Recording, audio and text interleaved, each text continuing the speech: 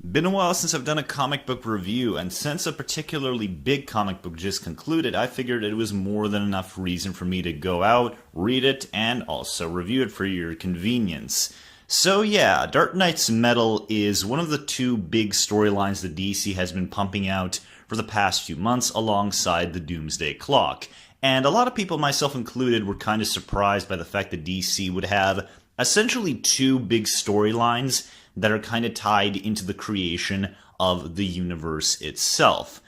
Because the Doomsday Clock is dealing with the whole Watchmen connection to the DC Universe and DC Rebirth, and how Dr. Manhattan may or may not have been involved with the Flashpoint storyline and the resulting Rebirth and New 52 continuity, whereas Dark Knight's Metal is kind of a sequel to Final Crisis, in that if you've read Final Crisis, you'll know that Darkseid shoots Batman with the Omega Sanction, and he sends him back through time to the very beginning of man. But then we also get a new storyline through other Grant Morrison books that deals with like this entity called Barbados. That's the real reason why Batman was able to survive being sent back through time by the Omega Sanction, and how he returns back into the present day. And that's a plot point that is being continued here, with Barbados being the main antagonist.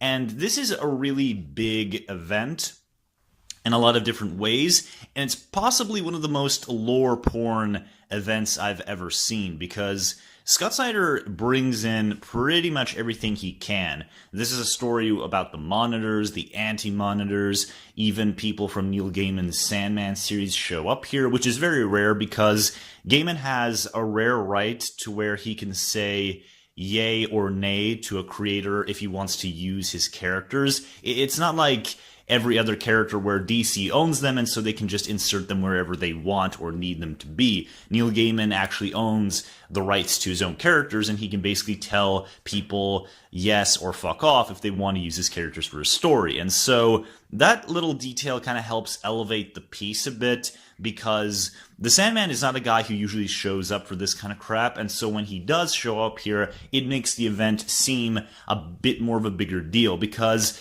the New Gods have been at the center of several big storylines, so them showing up here isn't that big of a deal. You know that the Monitors are also kind of a big deal, so them showing up in this kind of big cosmic event also isn't that crazy.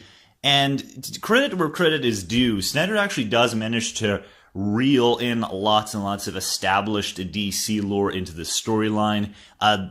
He actually seemed to research a lot of the various cosmic bullshit that has existed throughout the DC universe, and he actually finds a way to tie it all together in a fairly convincing fashion. He even kind of manages to tie in a lot of his previous Batman run into this, which further creates more parallels between this and Final Crisis. For example, when Batman is drugged in the underground labyrinth of the Court of Owls, he was injected by one metal there, and when he was, killed and revived by the Joker, that gave him extra 2 metals, and then in the Forge and the Casting, that were kind of prologues to this storyline, he was injected with another metal, and this whole storyline is basically heavy metal inspired. The heavy metal imagery is very heavy in this book. It leads to some really spectacular action set pieces, really cool, really dark imagery that I don't think we've ever really seen in an event like this before. Events usually kind of do have their own shtick, but I can't really recall any event that had its own just kind of like unique visual and even story theme run throughout absolutely all of it. Like, Final Crisis is really cool and that kind of shit, and so is Infinite Crisis, but those two storylines are just kind of big DC stories. There's not really anything visually that complements the narrative, where this is a story that's all about searching for answers and going into the darkness, and then realizing that sometimes the answers you want to find out aren't very nice, but it's not too much of a bad story, because if you all stick together, you can defeat the darkness together. And because the darkness is very literally the enemy this time around, it makes sense to use some very, twisted imagery to evoke that. And also because it's very much tied to Batman, it makes sense to also have kind of Batman's gothic aesthetic be persevered and filtered throughout a heavy metal theme and made into a visual cue throughout the entire storyline. So all that stuff is really, really damn good, and all this stuff is interesting, and I even had a decent fun time reading this whole thing, even when Scott Snyder is clearly making some shit up, where he's clearly retconning his own material. He actually manages to do it in a fairly convincing way, to where you can basically say, I know you're making this shit up just for the sake of trying to connect everything, but you're actually doing a fairly decent job of pulling it off. Specifically the Batman stuff. The Carter Hall stuff is basically an entire new backstory for Hawkman, which is nothing new because Hawkman is just one of those DC characters who just cannot get a stable origin story. The whole thing with him being this ancient person from like the dawn of mankind, who has been researching Barbados for years and years and years, making him kind of the first big detective of mankind. That's all new material, and I'm not crazy about Hawkman, and the story does manage to give him somewhat of a cool twist on the character, but it still hasn't sold me on the guy, and it's very clearly just new shit that Snyder is trying to connect with all this pre-existing stuff. And once again, kudos to where they're deserved. He actually manages to tie it all in fairly well. But the reason why I'm potentially sounding kind of not super enthusiastic about this book is kind of the way the story is conveyed. And this is a problem that I've been noticing more and more with Scott Snyder's recent work, and it worries me. It legitimately worries me, because a lot of this book is massive amounts of exposition info dump. A lot of this book is characters constantly talking about how the cosmic tuning fork from Crisis on Infinite Earths is aligning with the frequency of Earth 1, and if we combine this with nth metal from this and that thing together, we can create a counter frequency that'll let Superman travel to the dark multiverse that exists beneath the true multiverse that was created when Krona went back in time to... It gets really all over the fucking place. It gets really overbearing, and even as a guy who knows a lot of the DC lore, even I was just kind of gobsmacked, and not always in a positive way, but just the amount of shit that kind of gets thrown at you. And the problem with that is, when you have so many things to talk about, when you have so much stuff you need to point out through exposition, it creates this really kind of big problem with the dialogue, where a lot of the dialogue is just info dumps and exposition that does sometimes manage to sound legitimately cool, but after you've read so much of it that sounds very similar, regardless which character it's coming from, it gets really overbearing and really tiresome very quickly. And this is a thing that Snyder always did. Snyder was always a guy who liked to tell a little story inside dialogue or narration boxes to enhance the story. But he was also able to characterize people. He was also able to inject people with unique little quirks in their dialogue to really convey their personalities. And while that is kind of on display here with Batman, Green Lantern, and Wonder Woman, in fact, Wonder Woman is probably the best written character in this book, simply because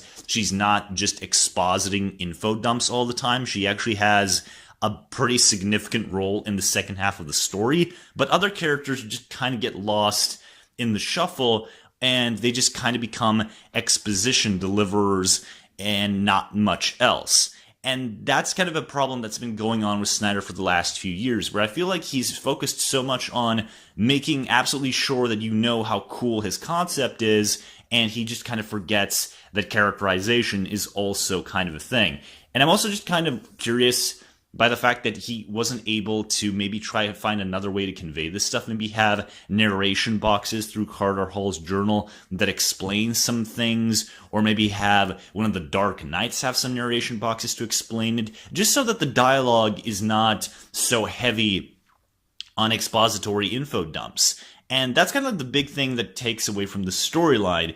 It feels really, really big, grand, and epic, and it does legitimately tie all this stuff together, and it looks pretty damn spectacular, but I don't know. There's just something missing here. And I think that also could just be a fact that this very much feels like kind of a riff on Final Crisis. It's a very similar story with this dark god who's tied to the origins of the universe itself, coming from the darkness to drag Earth into nothingness and creating this twisted world where there is no freedom, no free will. It's very, very similar to Final Crisis. And that's another thing Scott Snyder's Batman has very frequently been accused of, that it's just kind of diet Grant Morrison. And while that has been true to varying degrees depending on which story you're talking about, it's a complaint that feels very valid for this book. This very much does feel like Final Crisis being converted to a more digestible form. The Final Crisis itself was intentionally very vague and very what the fuck at points, but there was a point to it. There was like a method to the madness. This just kind of feels like kind of a big, possibly even overcomplicated mess that's trying to constantly explain everything that it's about, and in its attempts to try and connect everything, it loses the whole characterization deal that I mentioned a few minutes ago. So I can't really call this event bad. It's not bad. I would even say it's pretty okay overall, and maybe I'll like it upon further rereadings. But right now, my initial impressions are it's a fine story, but it's not really executed to the most satisfactory way. It showcases some of the worst tendencies of Scott Snyder. But what it manages to pull off well, it does execute well. And that's, like I said, the characterization of several of the people, the way Scott Snyder is able to include so much DC lore and connect it all together in a fairly convincing way is actually fairly interesting. The Dark Knights themselves being like these personifications of Batman's worst fears and tendencies, that's another cool concept that's executed fairly well. And there is a legitimately really damn cool team-up that happens in the last issue that almost makes the entire storyline worth it just by virtue of happening the way it does. So that was pretty cool. I don't want to spoil it, but trust me, it's some good shit. And yeah, that's kind of my review for Dark Knight's Metal. A fine event. Not one of the worst ever, but certainly not one of the best ever. Maybe it'll get better, maybe it'll get worse upon further readings. But if you're just looking for a book that's going to tie in a lot of DC stuff and give you a decent enough adventure using all that material, there are worse things to do than read Dark Knight's Metal. So yeah, that's my review on the event. What are your guys' thoughts on the book itself? Do you agree with my assessment? Do you disagree? Please comment down below, and hopefully I'll see you next time. Bye.